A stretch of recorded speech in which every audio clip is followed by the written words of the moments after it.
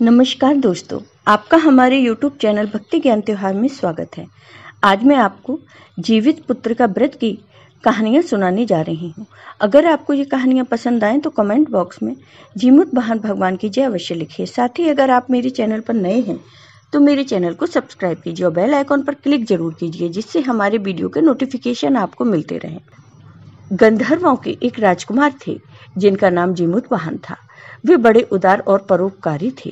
जीमुत वाहन के पिता ने वृद्धावस्था में वानप्रस्थ आश्रम में जाते समय इनको राज सिंहासन सौंप दिया, किंतु इनका मन राजपाट में नहीं लगता था। वह राज्य का भार अपने भाइयों पर छोड़कर स्वयं वन में पिता की सेवा करने चले गए। वन में ही जीमुत वाहन को मलयवती नामक राजकन्या से भेंट हुई और दोनों में प्रेम हो गया।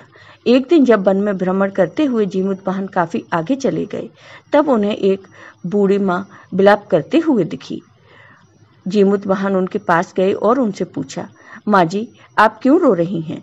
तब बूढ़ी माँ ने रोते हुए बताया, मैं नाग वंश की स्त्री हूँ। मुझे एक ही पुत्र है। पक्षीराज गरुड़ के कोप से मुक्ति दिलाने के लिए नागों ने यह व्यवस्था की थी कि वे गरुड़ को प्रतिदिन भक्षण हेतु एक युवा नाव सौंपते हैं। आज मेरे पुत्र शंखचूड़ की बलि का दिन है। आज मेरे पुत्र के जीवन पर संकट है और थोड़ी देर बाद ही मैं पुत्र विहीन हो जाऊंगी। एक स्त्री के लिए इससे बड़ा दुख क्या होगा कि उसके जीते जी उसका पुत्र ना रहे। जीमुत वाहन को यह सुनकर बड़ा ही दुख हुआ। उन्होंने उस बूढ़ी माँ को आश्वस्त करते हुए कहा, डरो मत माँ जी, मैं तुम्हारे पुत्र के प्राणों की रक्षा करूंगा। आज उसके स्थान पर स्वयं मैं अपने आप को उसके लाल कपड़े में ढककर उस शिला पर लेटूंगा ताकि गरुड़ मुझे खा जाए, पर तुम्हारा पुत्र बच जाए। इतना कहकर जीमुत वाहन ने शंखचूड़ के हाथ से लाल कपड़ा ले लिया और वे उसे लपेटकर गरुड़ की बलि देने के लिए चुनी गई शिला पर लेट गए। नियत समय पर गरुड़ वेग से आए और वे लाल कपड़े में ढके जीमुत वाहन को पंजे में दबोचकर पहाड़ के शिखर पर जाकर बैठ गए। गरुड़ ने अपनी कठोर चोंच का प्रहार किया और जीमुत वाहन के शरीर से मांस का बड़ा हिस्सा नोच लिया। इसकी पीड़ा से जीमुत वाहन की आंखों से आंसू बह निकले और वे दर्द से करहाने लगे। अपने पंजे में जकड़े प्राणी की आंखों में से आंसू और मुंह से करहा सुनकर गरुड़ बड़े आश्चर्य में पड़ गए, क्योंकि ऐसा पहले कभी न हुआ था। उन्होंने जीमुत वाहन से उनका परिचय पूछा।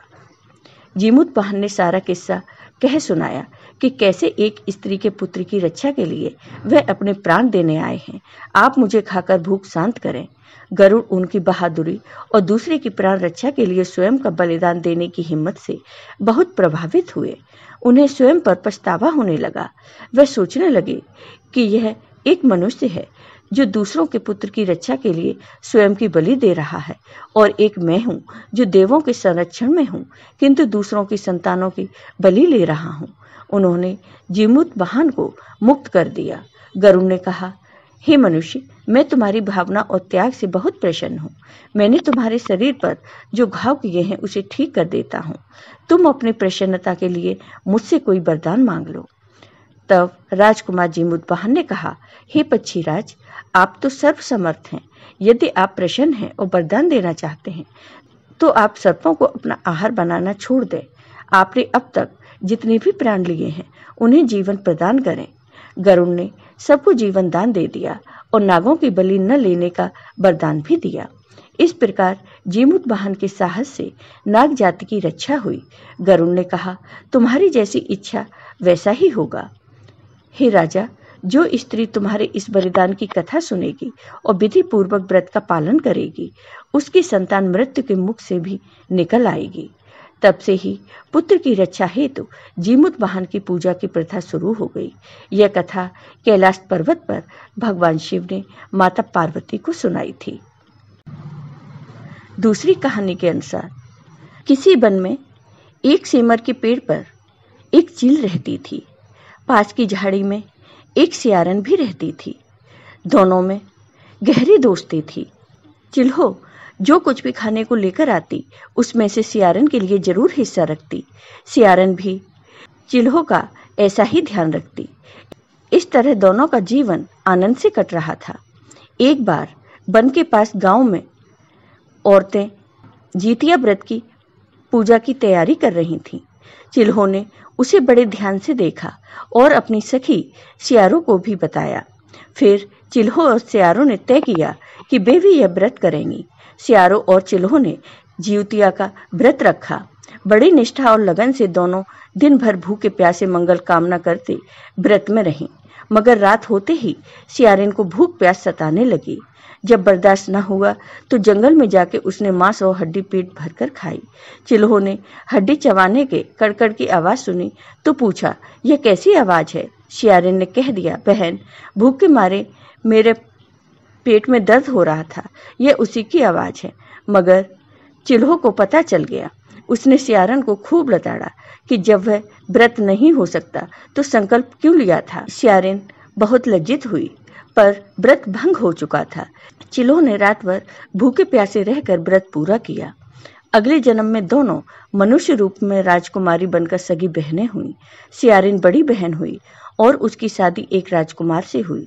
चिल्हो छोटी बहन हुई, उसकी शादी उसी राज्य के मंत्री पुत्र से हुई। बाद में दोनों राजा और मंत्री बने। सियारिन रानी के जो भी बच्चे होते वे मर जाते, जबकि चिल्हो के बच्चे स्वस्थ और हट्टे कट्टे रहते। इससे सियारिन को जलन होती। उसने कभी उनका सिर कटवाकर डब्बे में बंद करा दिया, पर वह शीश मिठाई बन जाती और बच्चों का बाल भी बांका नहीं होता। इससे बदले की भावना से उसने चील के बच्चे को कई बार मारने का प्रयास किया, लेकिन वह सफल नहीं हो सकी।